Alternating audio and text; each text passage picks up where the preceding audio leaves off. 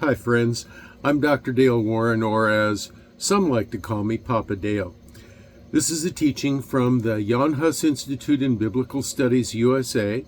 That's JHI-USA, and the year is 2025. The topic for today is Bible translations.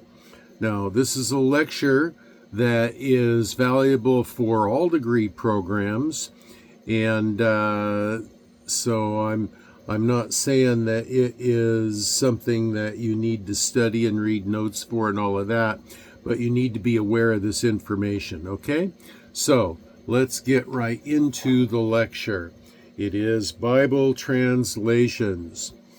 And so the lecture starts. The Bible is literature.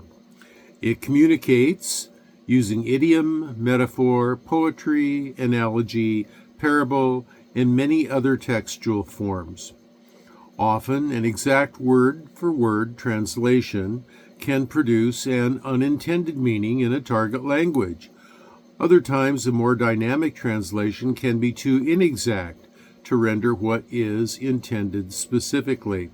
Now, an example of when a word-for-word translation might not be appropriate is if I should talk to you about a sport in 2025 United States of America called football.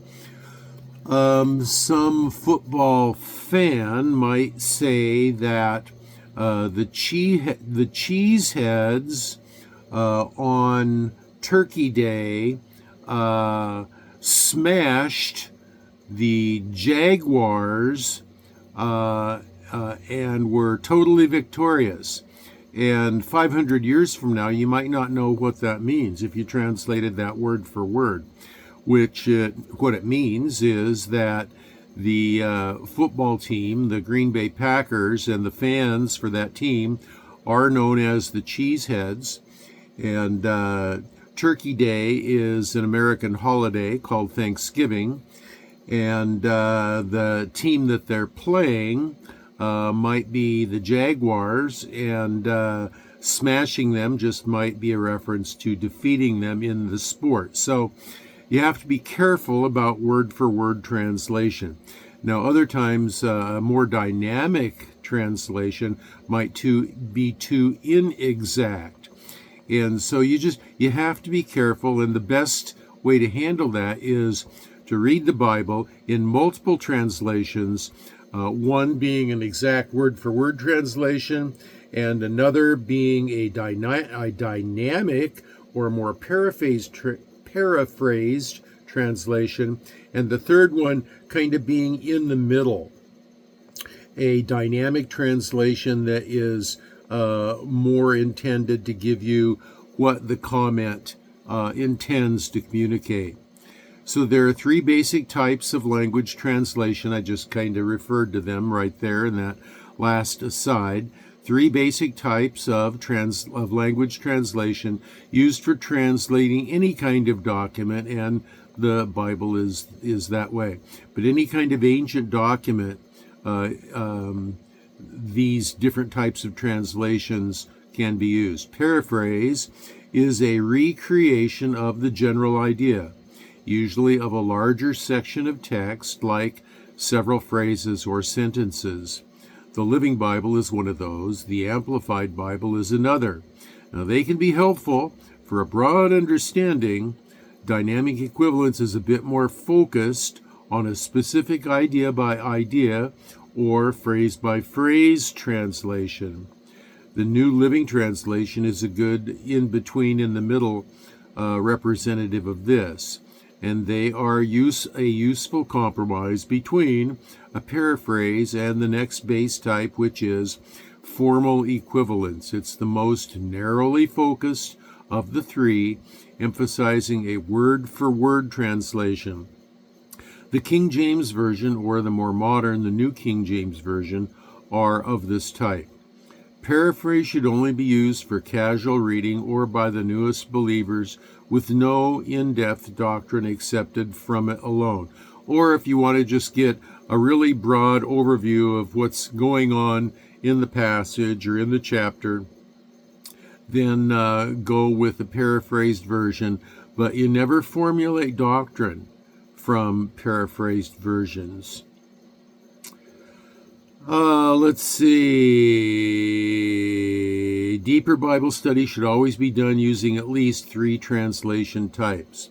Personally, I prefer the King James Version for my formal equivalents and the New Living Translation for dynamic equivalence translations. Include a couple of other resources like a Bible atlas, a concordance, a Bible dictionary, Bible lexicon, from a conservative Bible commentary, and you'll have all the tools you need for quality Bible study at the serious layperson level. Many of these are readily available as apps online. Now, it's important to note that the complete word-for-word original still exists in the heart of God, the Holy Spirit, and that our written copies are but a reflection of that one. Therefore, whatever faithful written copy we study, the truth is always available to the humble heart of the sincere seeker. It's also important to note that there are many things in Scripture that are intended to be extremely simple and easy to understand. For example, the way of salvation, the Lord Jesus Christ, the exclusivity, Lord, God, meaning God, Jesus, meaning human, and Christ, the anointed one for salvation. And so you'll see the Lord Jesus Christ referred to all over in the New Testament. And then also you have 1 Corinthians chapter 2, chapter 15, 1 through 8. You have the recounting of the basic gospel message, which is that same Lord Jesus Christ lived a sinless life, died for our sins, was buried, rose again from the dead physically, and was seen physically by hundreds of people after he rose from the dead.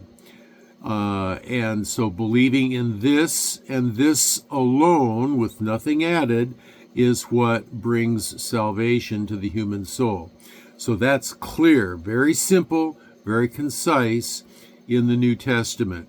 And you don't really need to have a whole lot of deep Bible study to understand that.